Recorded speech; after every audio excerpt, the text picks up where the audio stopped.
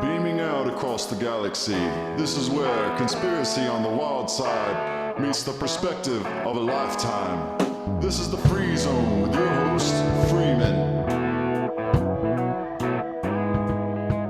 Hello and welcome to the Free Zone. All right, things have gotten strange. I mean, between last week and this week, it's night and day. If I wanted to go to my grocery store right now and get myself a bag of rice, some ground beef, some milk, butter, isopropyl alcohol, that didn't come out right. All of it gone, all right? It's gone. Like the shelves are empty. I don't know if this is happening everywhere. A lot of people I talk to say that their shelves are still stocked, but mine are not. And I live in a fairly rural area where I didn't expect this to really happen. Fortunately, I listen to the guests that I have on my program, and I have been preparing long before I even knew I needed to. And I hope all of you have been doing the same all along the way, because seriously, I have friends already who are having to barter their eggs for toilet paper. That's true. So this is a strange time, and we're looking at the world shifting in major ways. Obviously, the pandemic is one aspect of our problem, but as we've listened to guests throughout the years, and more recently, Stefan Verstappen, the ideas of the economic collapse is huge. Supplying the break in the supply chain, um, tariffs on China, the shutdown of the complete China, when the moment when there are things not returning to the shelves, this will be the moment when the panic starts to really settle in. As of now, as I walk around the grocery store, people are like, well, it'll be back. It'll be back. They're reassuring themselves. But then on the other side of the spectrum, the conspiracy theorists. This is all a hoax. Don't worry about it. Oh my God, the numbers are less than the flu. This is all just a setup to bring about the New World Order. They are just doing it for this reason, and whichever reason they happen to choose. Could it be Q is now finally draining the swamp? Could it be that they're trying to do an economic global reset, Nasara coming on? Whatever, they are doing this, and it's nothing to worry about. And I'm finding the conspiracy theorist a little more hard to handle than I am the regular Joes, because this situation is way out of proportion for what is going on. So obviously we have some sort of information deficit, something that we don't know, because the reaction to this isn't just public panic. GM have shut down their factories. Many other automotive shut down their factories. Disney closed. I mean, that's never happened as far as I know. And I've been there since Disney was built. These major corporations, just think of how much money Ticketmaster has to refund from all the concerts, sporting events, and everything that have been canceled. There will be a major impact from this. We may get through this coronavirus situation in 3 weeks or 4 months, as they're saying,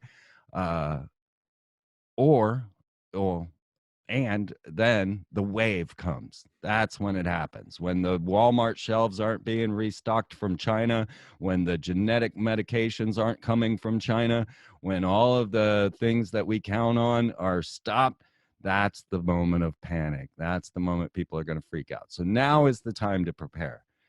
Use this as an impetus to get your garden going, to get ready, to start preparing for what's coming. Because yes, the pandemic may come and just go, and we all have a mild flu, but there is some sort of information deficit that we have, because they are on this and everything is shifting.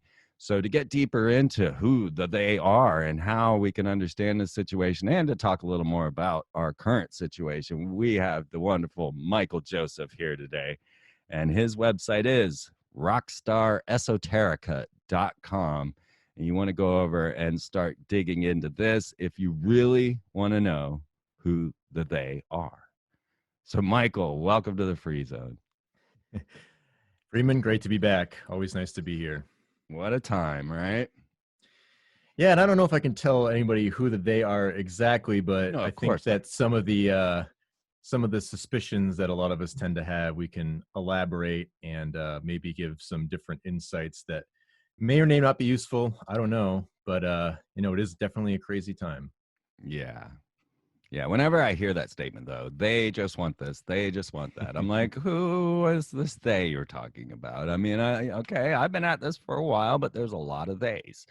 And, they're not all in agreement and there's battles going on. So which they are you referring to?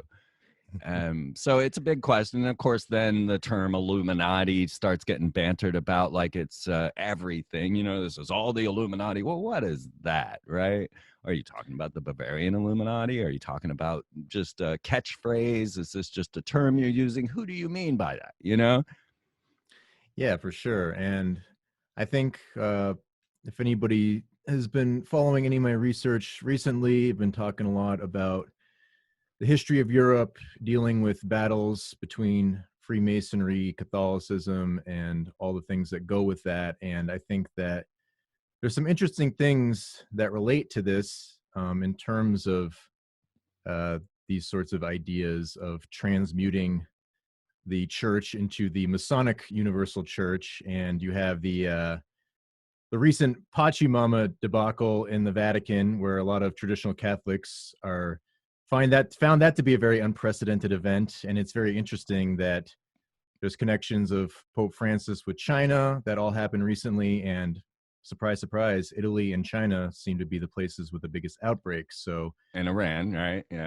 Yeah, some people tend to look at that as a little bit of a divine retribution. And on one last note, I'd say just personally from it, I think it's interesting that we're all kind of being forced into Lent, even if people are in the secular world where all of the gladiator games have been shut down, the gambling that goes with that, and all of the bars where we drink. We probably had the first sober St. Patrick's Day in a very long time. And just a lot of odd things that people's vanities are usually tied to that are just not even applicable today. And surprise, surprise, kids aren't in the indoctrination centers in public schools and parents are home with them. So it seems kind of odd to me that none of those things seem to go with the quote unquote Illuminati agenda. And so to me, I don't quite see the they in the more material sense of things, but it's easy to look at it that way. And it's not that I don't think that there aren't conspiracies from political entities and other machinations that are part of the human world. And that's actually part of what we can talk about is maybe some of the overlap between that in the French Revolution, the Bavarian Illuminati, and then the battles between Masonry and Catholicism and all that entails. Absolutely. And unfortunately, what came to mind was the drive-through confessionals that I saw in the news. And the thing was, the priest was staying a good 10 feet away from the vehicles. And so you had to shout out your confessions to this guy. Hey, please forgive me. You're sitting in your car window yelling out your confessions. I mean, that's how strange everything has gotten. Yeah, and that's the irony that a lot of the clergy are turning to the more secular solutions where you get your disinfectants and hide out, and they're closing the churches. And so there's a whole mini battle within Catholicism happening right now with the more traditional ones that are appealing to the more supernatural solutions, and then the Pope Francis regime and all the more liberal bishops in America that are basically telling you to obey the government, and that's your new god, right? Yeah, let's stick to Corona for a moment longer. Just because of the things that could come, and I feel like this has never happened before. We've never seen anything like this. And the reaction to it is disproportionate to the fear, right? There's all the numbers show that this is less dangerous than the flu. And yet, they closed Disney. They shut down, our economy is crashing. I mean, no restaurants, no bars. I mean, 2/3 of our manpower, of our wage slaves are in the service industry in this country. There's going to be a huge, major impact from all of this. For sure. I'm curious just if it's you're kind of remote, so you're probably not seeing the effects yet. Is that right? Well, I've talked to people that I used to live in Boston, and so I hear how it's going down there. And I think it's relatively similar in terms of what's being canceled and shut down, but at the same time, where I'm at now is much less populated, so perhaps the effects in terms of the population discrepancy I'm not seeing. So all I can really gather is different people I talk with, and in my new website, some of the members were, it's very global, people in all over the place from Australia to US. And so I guess all you can do is get all the sources that you can, and then find the common threads. And at the end of the day, you're in the position where you got to decide what you think about it, because as you were mentioning before when we were talking offline, you get the complete opposite, where everything is a hoax, there's no threat, and this is to roll out other agendas. And then everyone's saying this is way more of a problem than anyone's making out to be. We're all going to die. And for me, I just try to take maybe a bit more balanced approach on it. And I think that that's really all you can do. I'm telling you right now, Michael, while it's on your shelves, get rice, get beans, freeze meat. The entire meat shelf was empty. Start getting your supplies while they're there, because this is not going away. Even if the virus goes, the supply chain is broken. And so I'm just telling you, if it's still there on your shelves, because for me, I went to the store. Okay, I'm a little ahead of the curve, right? So I went to the store, I got my toilet paper, and I grabbed some extra bags of rice and things. I didn't really think about it that hard. I just grabbed some things. I think I'm good for a month. I think I'm good for 2 months. With the garden going, I could probably go for the rest of the summer. I'm pretty good, and because I've been, slowly storing things. But 2 days I bought all, just some stuff. Not even, there was nothing happening yet, right? I just kind of started sensing it. And then, boom, store aisles were empty. I mean, if I went there today and had nothing, like my friend who's having to trade eggs for toilet paper, I would be completely screwed. And that is something people need to think about right now. If there's still food in your stores, then, get what you need, and realize that everything that you buy right now is going to double, triple, and quadruple, as we've seen, as the economic collapse occurs. So, invest now, because it's going to be worth gold then. And I mean, I got this little can of peaches, and I was looking at it starting, just to restart my stocks. I already had canned goods and stuff, but this was just kind of a symbolic restart for me. Now, this is long before the coronavirus, about 2 weeks before it hit, right? And I'm looking at that can of peaches, and because I've lived on the road, I've lived with nothing. I have gone without, and then you get this golden, beautiful, sweet, juicy peach, and it's the greatest thing you've ever had in your life. And when I bought that can of peaches, that's the moment I was thinking about. And if you guys aren't thinking about this, start thinking about it, because you don't want to get caught unawares. I did not expect this reaction in my neighborhood. I did not. And I mean, I'm telling you guys, I've gone back to the grocery store 3 days, 4 days, and the aisles are still empty. I'm still waiting to be able to get another bag of rice or some eggs, or anything. But fortunately, I prepare. Yeah, and everyone should, take the necessary precautions and not be silly about it, for sure. And so, that's what we're doing here. We're basically staying inside. We're keeping our health up, eating decent food. Not that we don't try to do that anyways, and doing the best that we can. But at the same time, you see all these strange political machinations, trying to do odd things. And it seems very strange to me that you have things delaying some of the aid because politicians are trying to sneak in abortion laws or help Planned Parenthood when we're supposed to be saving lives. So that seems kind of contradictory, that they're stalling all this stuff and then blaming Trump for not acting quick enough while they're actually the ones stalling it. So Right. it's kind of funny, like the hypocrisies that you're seeing being exposed as well. And so it happens in both the esoteric and exoteric worlds, so to speak, where I think in the alternative media, some, like you were saying, sometimes what you're hearing from there is a little bit more bizarre than, the Matrix world at times. So it's kind of flipping everything upside down, right? Yeah.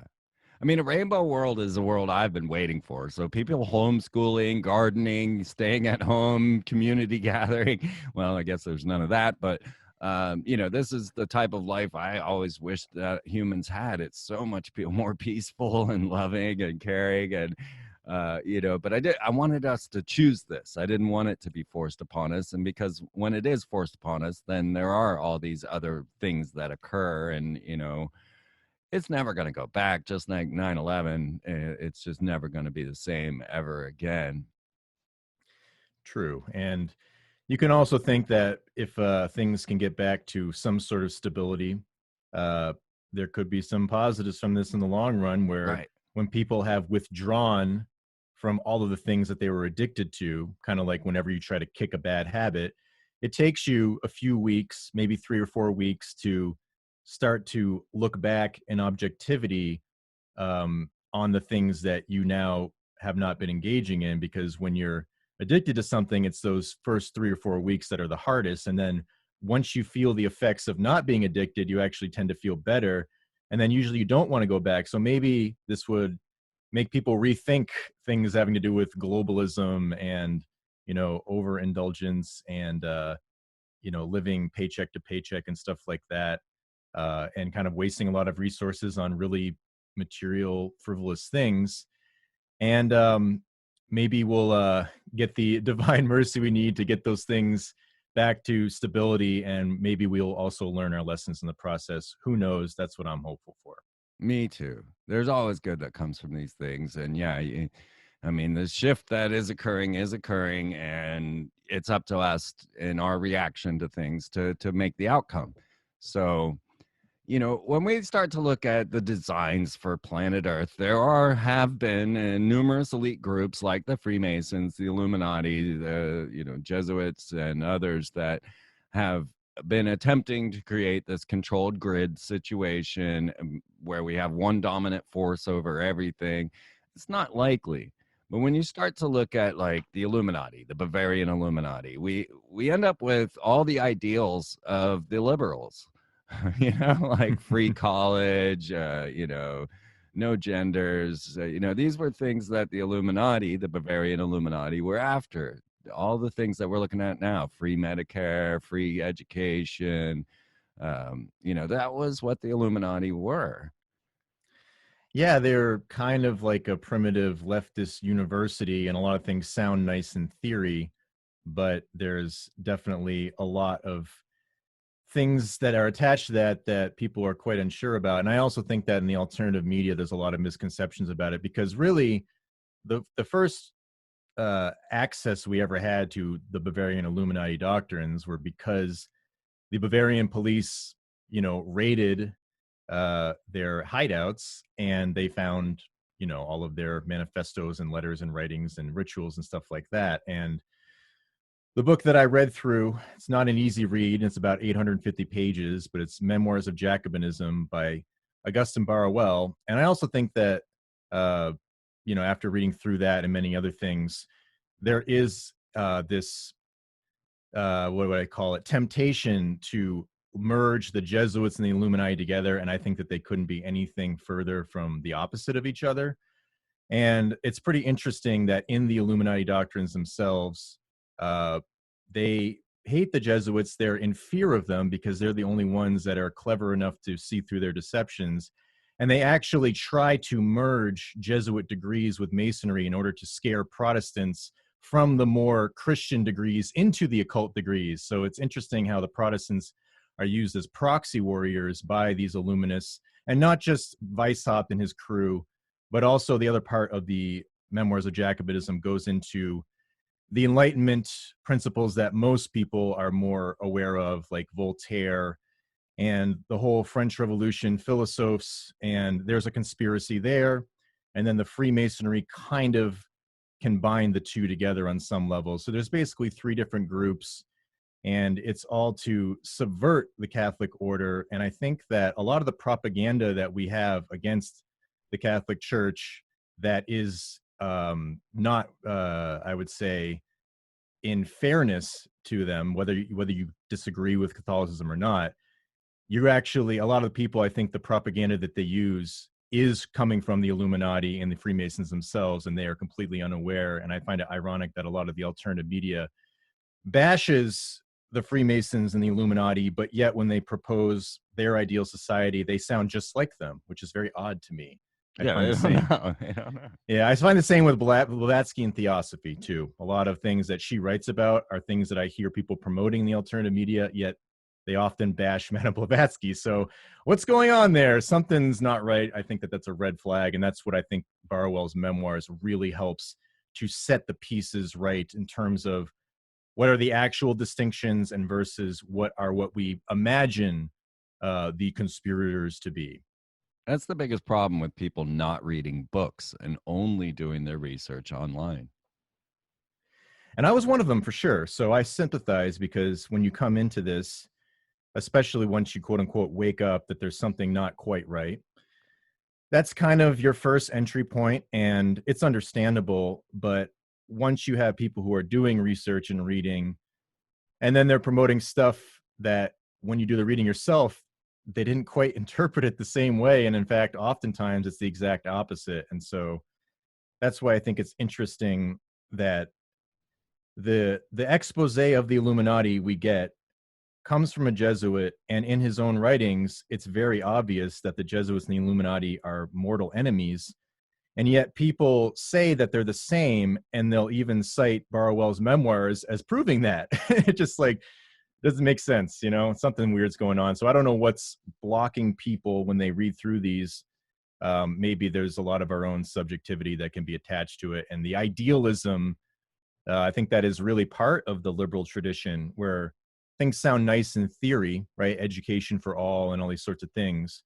But what's the actual logical conclusion? And I think that some of the insanity we see today with people reacting to this and the political machinations are a reflection of all the things that went on during the French Revolution. And if you actually study that, you realize that everything we complain about in the alternative media about the, you know, American imperial empire democracy, it's all right there, you know, a couple centuries earlier, and the tactics are exactly the same. It's just there's a different set of circumstances and a different way it manifests based upon the context of the times. Can you break that down for us a little bit? Sure. I think the best example is in the first book in memoirs. It's called The Anti-Christian Conspiracy. And what you have Mr. Voltaire. He's educated by the Jesuits, but he rebels against them. And it's interesting because they basically gave him all of his literary skills to be able to read and write, but he uses all that to basically Cut them all down. yeah, rebel against the system. And then he goes to England, where Well, they ran him out of every country he ever wrote in. I love Voltaire, but yeah, they ran him. You know, he's a Freemason, folks, and yeah, he was run out of every country because every time he got into the country, he started telling the truth in his stories, right? Well, I don't know if that's the case if you read through the first book of memoirs, because you see a very different Voltaire than you might expect, where Okay. he is basically encouraging his adepts, so to speak, to follow the mysteries of Mithras and Julian the Apostate and then illuminate the masses by degrees. And he's telling them specifically to attack and then hide themselves so no one knows that they attacked. And some might call that unscrupulous behavior.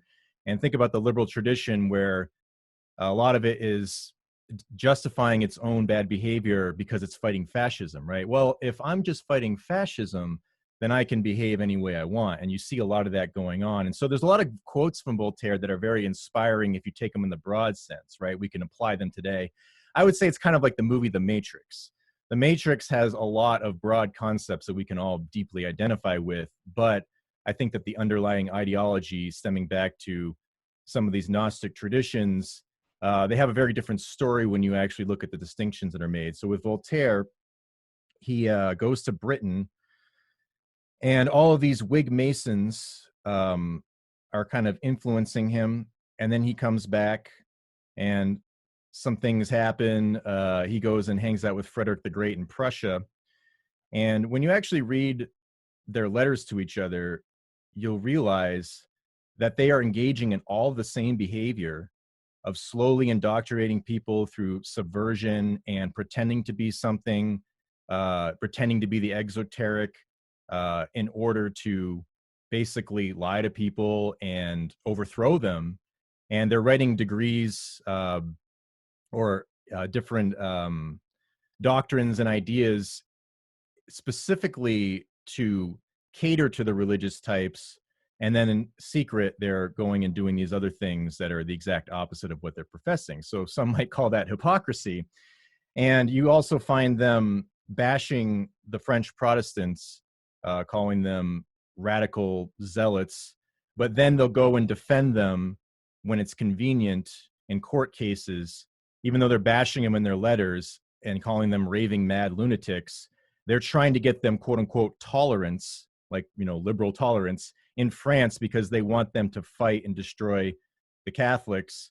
And then they want to jump in and usurp the power afterwards. And then the interesting thing is, all of this liberty and equality they're talking about and this freedom is predicated on the idea of, like, not being violent, and the old church is, evil and genocides people. But then the French Revolution breaks out, and all of the principles that fueled it lead to a massive genocide that's completely downplayed in history in the revolution itself. And you actually have accounts from revolutionaries who used to be part of these doctrines and promoting them.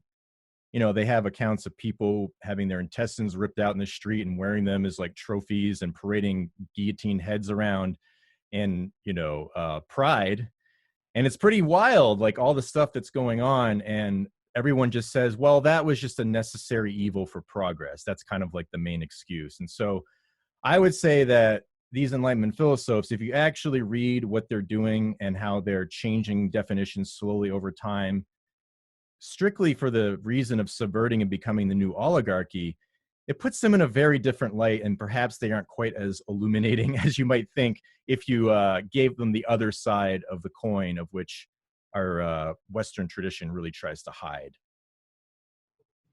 Right. So that's all in the first book. And then it starts transferring over into the Illuminati in the third and fourth books. And I would argue that there's an overlap there, but this is where it starts to get into the more occult masonry. And there's a lot of interesting stuff in that, going back to the Templars and mythologies around them.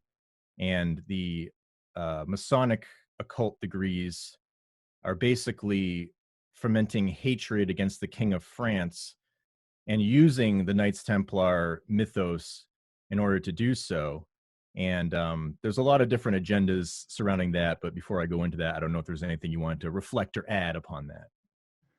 No, I'm just keeping up at this point. Cool. Yeah, so basically the monarchies, that's another thing that's very interesting. If you kind of step back and rethink these things, the monarchies were designed to protect the order of the kingdom under Christendom. And you find that the terms that are used today to talk about the old world empire are the same buzzwords that were invented by all these Enlightenment philosophers. The idea of it being superstition, the Dark Ages, fanaticism, religious bigotry, zealotry. They basically take the word religion and make that a bad word, and they make spirituality or philosophy a nice word. That's kind of all going on during this time. And what's also interesting, the 1,000 Years of Darkness, well, that time didn't allow usury. It didn't allow fractional reserve banking like we complain about today. So I find it very interesting that our modern establishment talks about that time as being darkness, and yet we couldn't have the debt slavery we had today with that darkness, right? So there's a strange sort of a conundrum, I think, or red flag. And so what ends up happening is you have this occult masonry starting to develop. And there used to be a more Christian or Catholic type of masonry that was more about the building and incorporating architecture that had to do with reflecting the theology. And it was more about the actual operating in the world and building things. And then at some point, it kind of started to drift into the more esoteric, speculative type, if you want to call it that. And there was a battle between the Ecosse or Scottish Masonry before it got changed into what we would know as the Scottish Rite from like Albert Pike. Before, it was a bit more Catholic, and what they were scared about is that this type of masonry would bring back a Catholic Stuart on the throne of England. And then the Glorious Revolution deposed James II. And if you read these Masons or Theosophists like Blavatsky and Pike, they're all super paranoid about this Ecosse or Stuart Masonry, because the 19th century is when there's a lot of Catholic immigration coming into America. And it's really crazy that one thing you never are really taught is that this was a big xenophobic thing. We're only taught about slavery. You know, slavery's bad and the North was good. Abraham Lincoln was good. And that's basically all we get in the West for the 19th century. But what was actually going on is you have people like Albert Pike, who was part of the Know Nothing Party, and they wanted to try to perform an alchemical equilibrium, if you would want to call it that, where let's forget about this North and South battle of slavery and let's focus on the Catholic immigration, because that's the biggest threat to American freedom. And so we have Albert Pike, who is vehemently pro-slavery and has weird ties to like the KKK and stuff like that. He is part of the groups that are really trying to keep the Catholics out of America. And so you have an interesting, but it's the thumbnail of the series I did, Occult Catholicism, where you have the St. Patrick's Cathedral built in New York City in the 19th century during this time where people are reacting to the Enlightenment and kind of going back to that older romanticized way of being.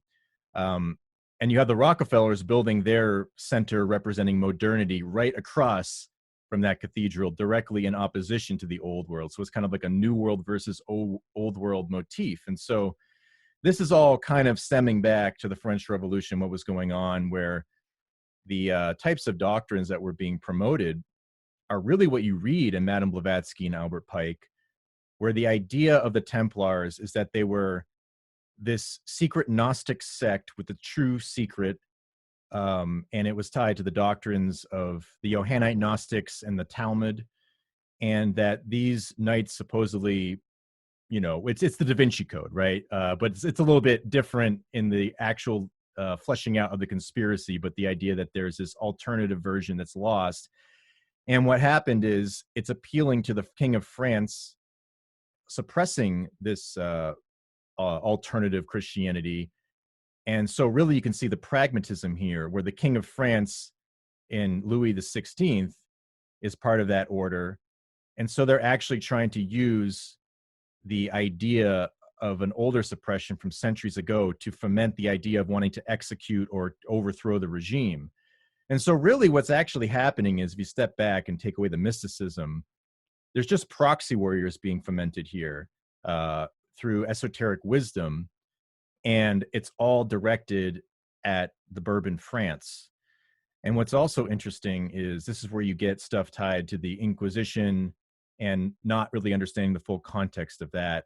And that gets into a lot of the battles between the Catholic Church and Judaism and stuff in the Talmud that is a little not so nice towards the Gentiles, let's say. And there's a lot of weird overlap with that. And so there's a lot of factors that people don't really understand, I think, especially in alternative media, that were going on during this time. And if you go through Barwell's memoirs, it really, quote unquote, illuminates you to that. But I think it's in a much different way than people expect. So that's kind of what I've been doing on my site recently. Okay, I'm still trying to fully formulate these thoughts in my head as you describe them, because I can't quite see the impact. Well, the impact is that the old world order was basically Catholic Christendom. Whatever people, you know, dislike or like about that, that is kind of the reality of it. And so all of this Masonry was trying to go back to the paganism before Christianity took root, Constantine and all those sorts of things. And so what happens is during the first few centuries AD, the Catholic position is that the book of Revelation was happening during that time. Nero is the beast, 666, and the manuscript that says 616 actually corroborates with that because that's the gematria in Latin. The other one's Greek to Hebrew. And so that's the interpretation. And so the idea is that there's Jews that reject Christ and they go their own direction. And then there's the ones that accept Christ. They go their own direction. And then there's these weird battles between paganism in between. And so people like Philo of Alexandria, he's of that more interesting tradition that is tied to Freemasonry. The Freemasonic degrees boast of Philo being the foundation for their advanced degrees. And Philo has one foot in the kind of Talmudic door, one foot in the Hellenistic Greek culture. And I would say that the Kabbalah is kind of like a fusion of the Jewish and Greek culture on one side. And then the Catholic Church is a fusion of those cultures in the complete opposite way. And those two factions have been kind of battling with each other throughout history. And then the French Revolution is like the breaking out of bringing back the pagan Roman state. And then a lot of the times the Jewish powers are capitalizing on that and using it to their advantage. So there's kind of like a different factions fighting. And if you kind of flesh out the Protestantism, the Catholicism, and then the Judaism, what happens after the Reformation is Protestantism evolves into the dissenting traditions that become the Freemasons. And so they kind of have a weird alliance, the Protestants and the Masons, against Catholics. And you see this in the 19th century. And so the point being is that this whole French Revolution was a uniting of the two Protestant powers of Germany and England against Catholic France. And that's why you have Frederick the Great, who's the King of Prussia, and then you have Voltaire being the agent of Britain. And they're both trying to basically create Grand Orient Masonry, which is the radical Masonry. That's like the proxy warrior Masonry. It's kind of like, let's throw a bunch of Antifa into the realms of our enemies and make them think that they're the fascists, and then they'll destroy them, and then we'll build up our order out of it. So the idea was that people like Philippe Egalité, who's like seen as a grand master mason according to Albert Pike, and like a good in their tradition. The idea is that he was going to be the new constitutional monarch, but their machinations went horribly wrong. Napoleon rises out of that, and then he comes back to be the hammer to attack Prussia and be the thorn in the side of England. And then it's kind of like the golem gets out of control, or the monster gets out of control. And then what's really interesting is Rothschild comes into banking in the 19th century because of the Protestant nations. The Landgrave William IX, he's a Protestant prince. He basically works with Rothschild. And then Napoleon comes to attack, so he has to flee. So he gives Rothschild all his money to hold. Rothschild takes that money, goes to England, perhaps does some shady type of investing, gets rich. And so it's actually the Protestant nations that Rothschilds rise out of. And then Napoleon's the hammer that destroys the Holy Roman Empire, which stood for 1,000 years from, Charlemagne to Napoleon. And then now Rothschild is gaining off of all of the Masonic revolutions by becoming the bankers for Christendom. And so this is the implications of the Enlightenment. It actually allowed for the rise of a lot of these big banking machinations that the alternative media complains about. And the idea is that the Catholics, whatever you think about them, they were holding the usury laws in check and not allowing these bankers into the aristocracy to the best of their ability. Sometimes they screwed up, and you could argue that this has been the battle, especially going back to the Renaissance. But these are the grander implications where the ideas of these liberal traditions that come out of the Enlightenment, they tend to do the opposite of what they say, but then they keep projecting the scapegoat onto different enemies that didn't really have anything to do with that. And that's kind of, I think, the benefit of looking through this stuff. It clears up a lot of the misconceptions about that I think that also apply to people in the alternative media, because we tend to promote a lot of these Enlightenment ideas, which sound nice, but it's actually still part of the same system we're complaining against, or at least that's my take on it. And after reading through these books, Right. Very much like if you really dig into the history of the protocols of the Elders of Zion, you end up with an original book that was actually after Napoleon II and then rewritten to bring Brown. It was I can't think of the word. it's got suspect origins. Is that what you're saying? Well, just that no one really digs deeper into where it came from before it was the protocols of the Elders of Zion, and it was actually aimed at Napoleon II at that point when it was first written, and then it was stolen, rewritten in a different way, and was an interpretation of an interpretation. And now everybody stands by saying that the protocols of the Elders of Zion obviously determine exactly what's happening right now. But it was actually not written about the Elders of Zion when it initially was formed. It was about Napoleon II. And you gotta, of course, you get this from Will Eisner, who is Jewish, and so then people can easily say, well, he's Jewish and he's just writing this. But there's a great book called The Plot. It's actually a graphic novel that explains and outlines the entire history of the protocols of the Elders of Zion. But the point that I'm trying to make here is that belief bias, right? Like if it follows what your belief is, then you're not going to dig any deeper to try and disprove it. And that's part of the problem in what's going on right now is belief bias and trying to formulate. That's why shows like this, Michael, are so important as we outline the different groups and then how they came together, what happened. And, as of right now, I would say we live in the Fourth Reich. I would say the Nazis never lost. They didn't lose the war. They became IBM. They became NASA. They became RCA. They're down in South America cloning sheep, make glow-in-the-dark sheep and such. So that belief system that they had, which was heavily based on Madame Blavatsky, Hitler carried around ISIS and veiled. And so we feel like, oh, there was this great defeat, but there wasn't. The Fourth Reich or the Third Reich didn't get defeated. It became the Fourth Reich, which we now know as corporate America. Yeah, and I think that a couple things you said there kind of work hand in hand, where I think personally, at this point, things like the Albert Pike, 3 World Wars, and the Protocols of Zion, I do think that those things are definitely distractions, despite there's a lot of stuff that's really eerily true in there in a broad sense. But I do think that those things are kind of like the things that they want you to promote because they don't have as much of that substance going back to where they actually came from. But right. There's another thing that's interesting tied to Augustine Barruel. I won't get into it too much. People can look at it on their own time, or I discuss this in the intro in the members section. There's something called the Simonini letter, and it's about an Italian who was infiltrating a lodge, and there was sort of like the Masonic aspect and then some Jewish aspects involved in that.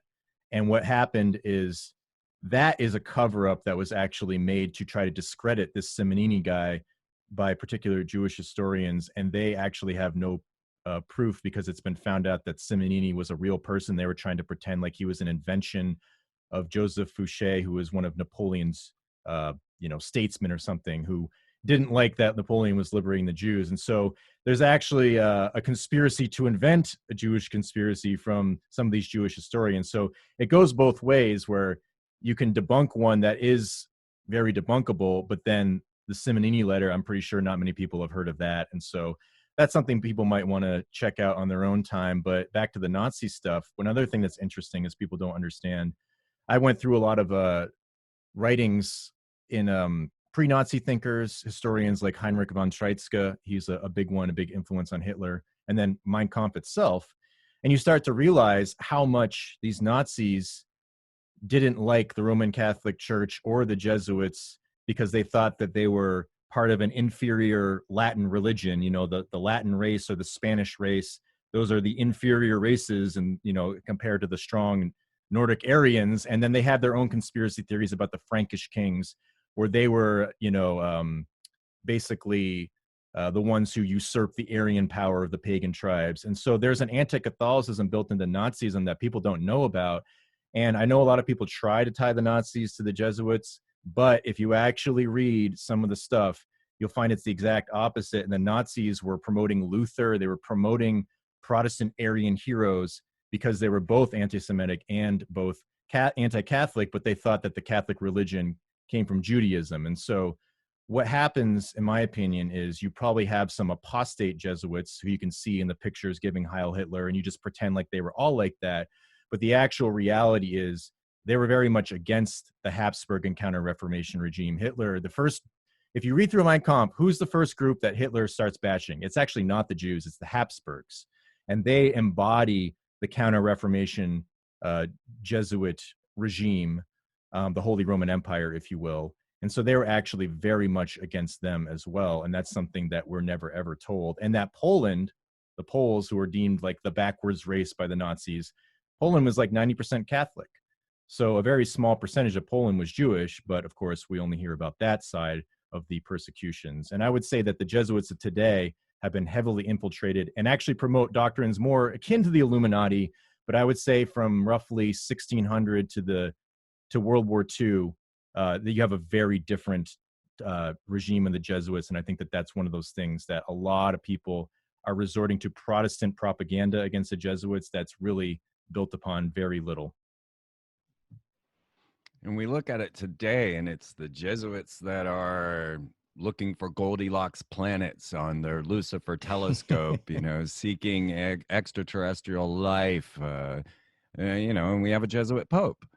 So Exactly. And I would say that there's a far cry between Jesuits like Augustine Barruel, and there's so many you can go back to in the 19th century and read, and you're going to have very different writings from them versus when you read Pierre Teilhard de Chardin, the John Courtney Murrays or whatever. And I'd say one of the modern Jesuits that probably is more true to the Jesuit tradition of the old would be John Hardin, I believe his name. He died in 2000. And so I certainly understand the temptation to lump those things together as being the same, but people have to understand that there's a massive infiltration agenda of the Catholic Church. And Albert Pike admits this point blank in Morals and Dogma, that in the 30th chapter, this is what I go through in another series on my website, the Pike Templar series, it's just completely revealed that Masonry's goal is to infiltrate the Catholic Church and install a universal religion based upon some sort of Talmudic Gnostic Kabbalah or something like that,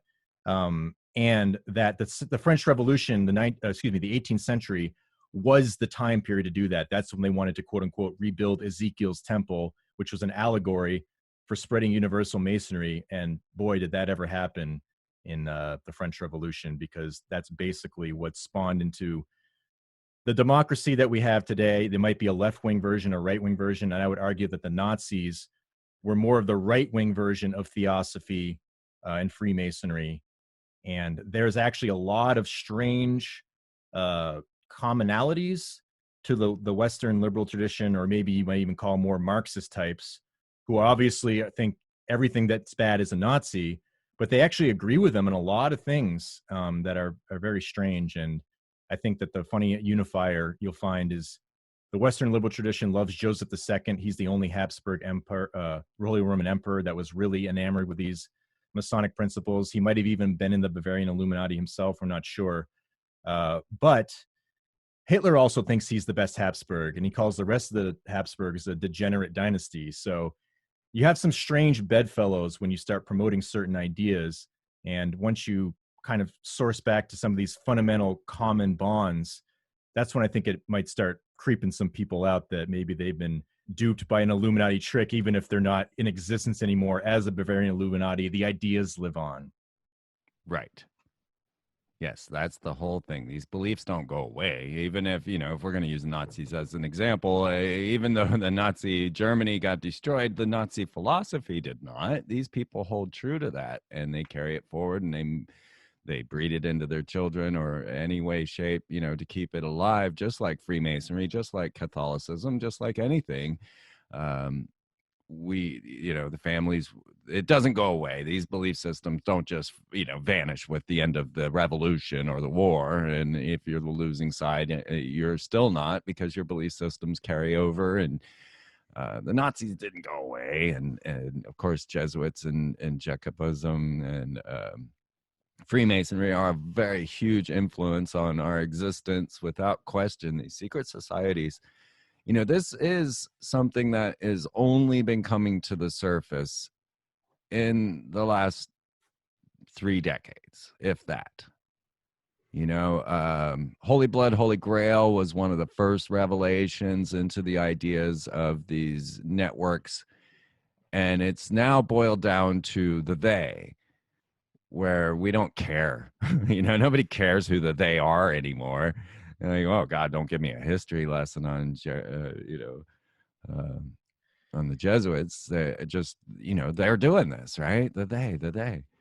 And yeah, go ahead. It feels like you have something to throw in. Oh yeah, I was just gonna say that there's also an active and passive expression of things where, when some of these Nazi ideologies were more of an active in your face idea of dominating quote unquote weaker races, as they would say. But then we have kind of a passive version of that with the reverse racism over here, where, the liberals say, oh, there's all this white privilege and we have to help out black people by giving them stuff. And basically it's like a reverse racism where you're saying that they are inferior because they can't bring themselves up without the white people. And it's complete hypocrisy. And so they're actually being just as racist as any, these Nazis that would promote those that stuff. democratic debates, man. Right. But they just do it in a passive way. Right. And it's Right. a much more clever way. That's what I think, like the active and passive expressions, the left and the right wings of the same principles. That's kind of the fundamental point I'm trying to say. The unifying factor, it sources back to the same beast, so to speak. Right. And that's this split from Gnostic and Catholic, the Holy Roman Empire, into Illuminati. Yeah, there's a lot of things too I find are interesting patterns where people tend to romanticize or attach themselves to different movements in history without knowing much about them in a very organic way. And I'd say that maybe there's something to the idea of metaphysical influences trying to, have a little a puppet string over us that we don't see. And, that gets into more kind of nutty stuff with entities and supernatural realm stuff. But I think that that's really, in my opinion, the only way you can explain all this stuff. Obviously, people will debate how that might all work too. But I think when you just try to take it to, a conspiracy of some elite group of humans doing this, I just think that it really falls short. And everything we see going on here right now really kind of debunks that, in my opinion. Humans aren't unified enough to carry forward such a plan over this long span of time. And there is a point and purpose to the consistent rituals that are done in these lodges over and over and over.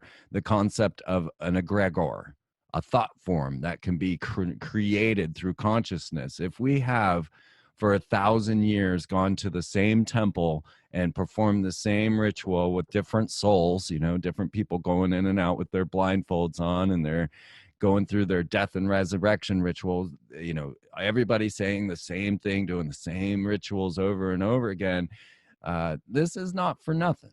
This is, For sure. And I think that, elaborating on what you were saying and kind of hearkening back to one of our previous discussions when we talked about the JFK assassination, I think that's a great example. All the weird ritual stuff that was built into that, I get how, yeah, I'm sure maybe there was some hidden hands involved from these groups, but and the whole, yeah, exactly. Like, how do you coordinate all those crazy things? And then consider what was going on at the time. You have JFK, who's the one Catholic president ever, assassinated in front of everything. Right. And then we have Vatican II going on, which is what people kind of peg, at least from the traditional Catholic circle, as being a time where things became more Masonic because things were less defined, more broad, more ambiguous. And then is that the point? It's weaponized ambiguity.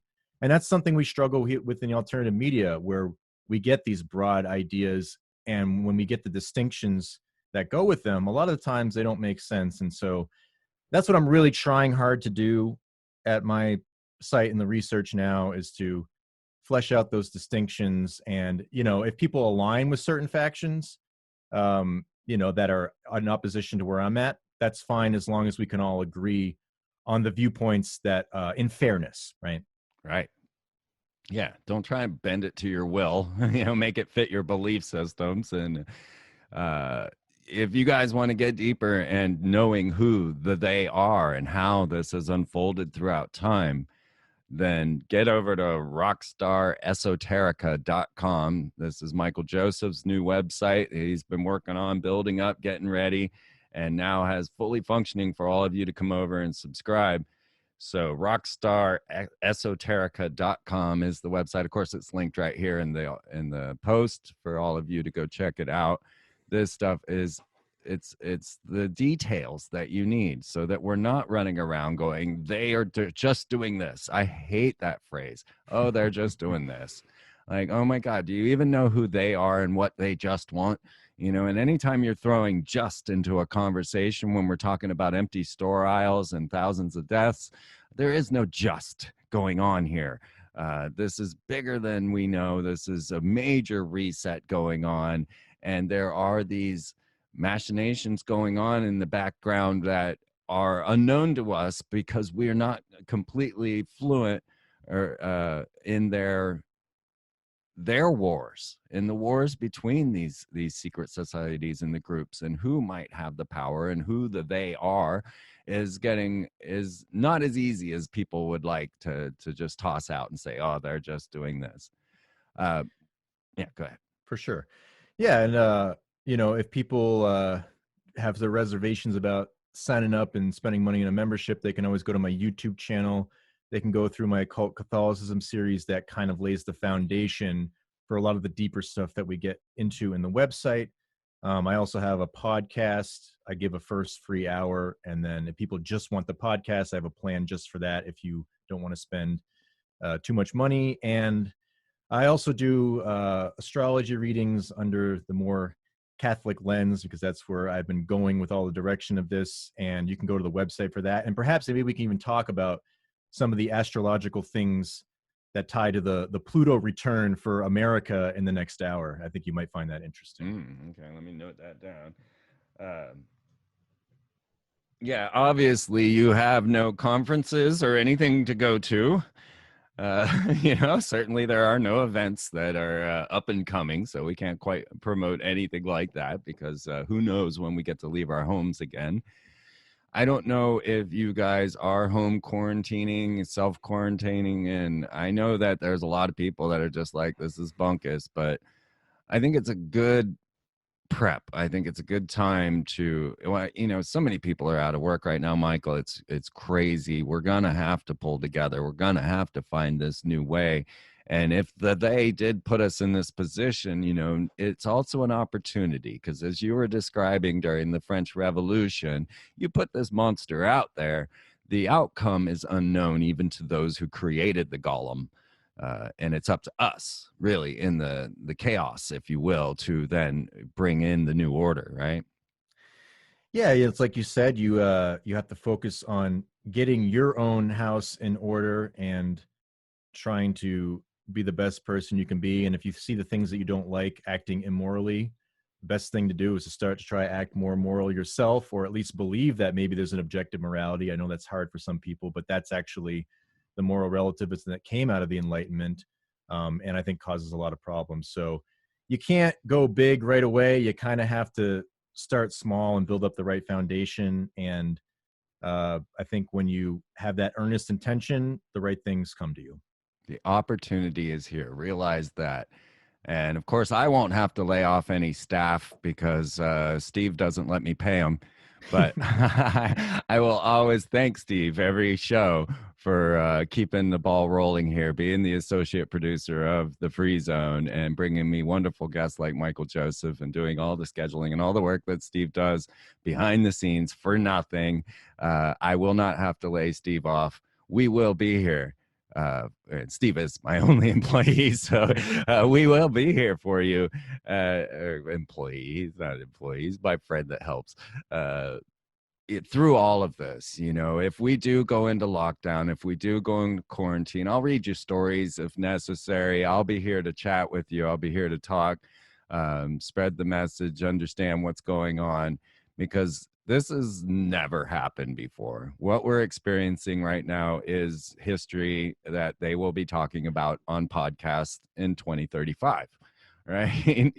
Somewhere around there, if this is still going on, if Netflix doesn't overfill the World Wide Web and cause a collapse of the internet.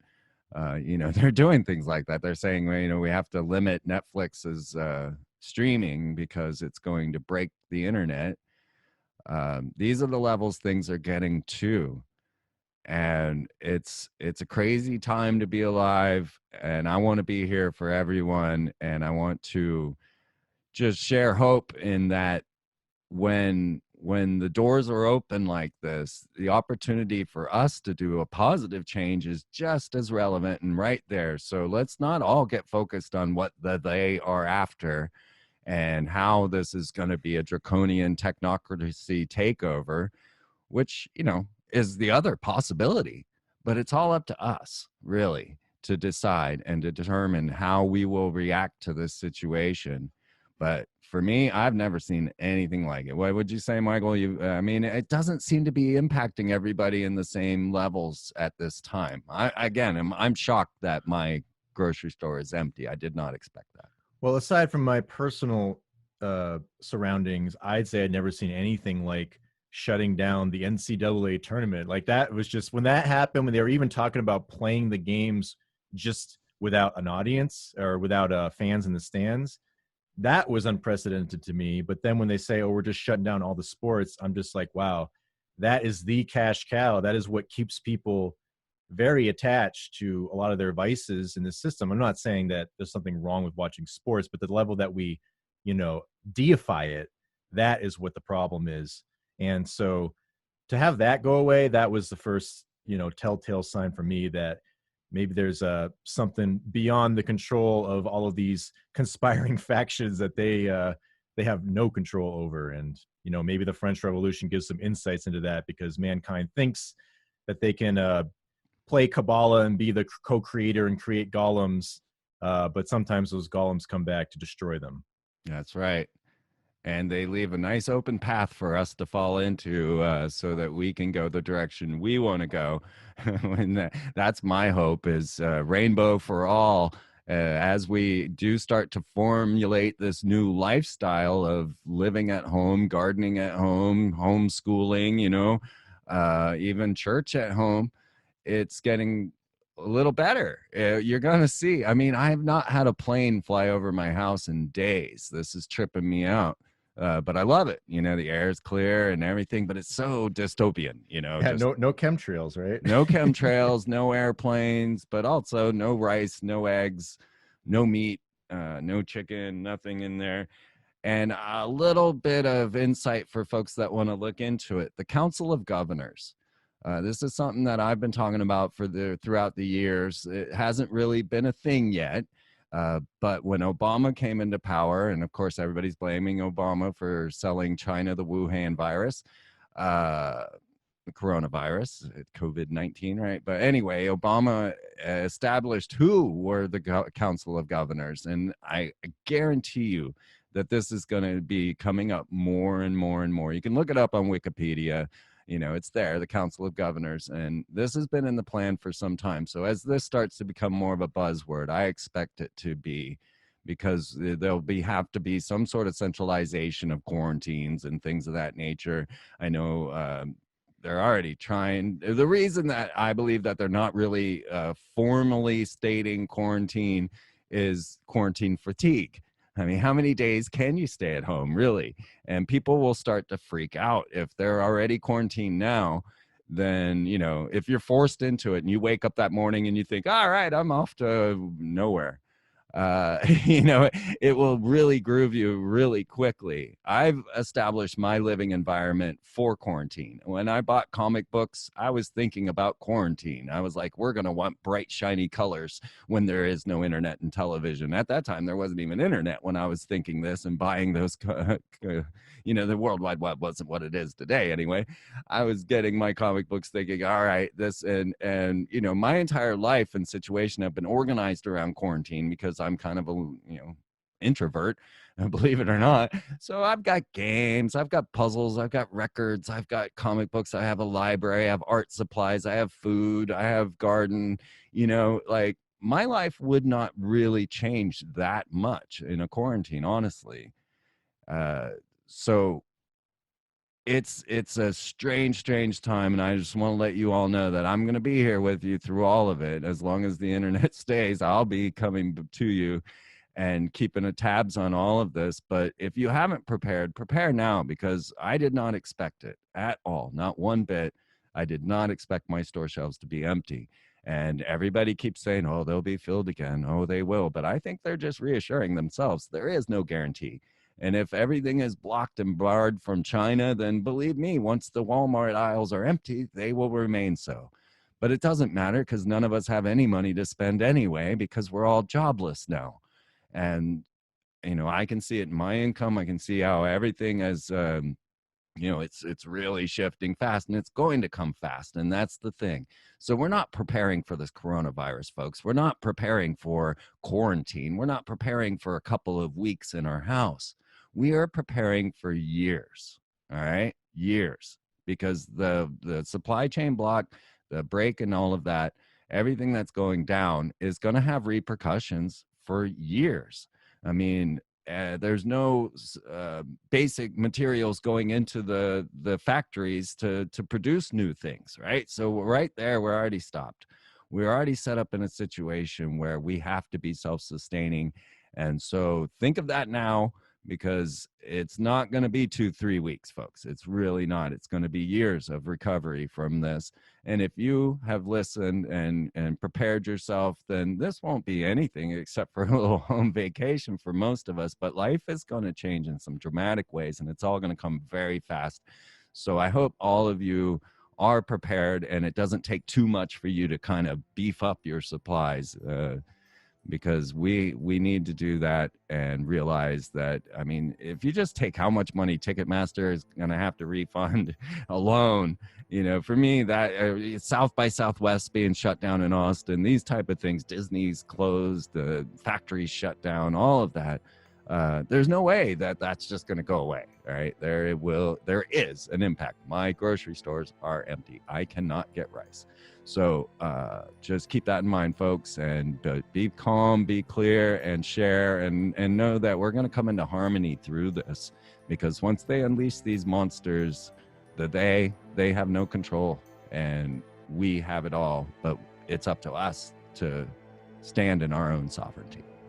So thank you all so much for tuning in. I hope you'll jump over to Rockstar Esoterica and check out all the work of Michael Joseph. Get deep into all of this to understand where this really is going, and whose belief systems are taking control, and how it is being morphed into your belief systems, which is more important. So thank you all so much, and I will see you next week.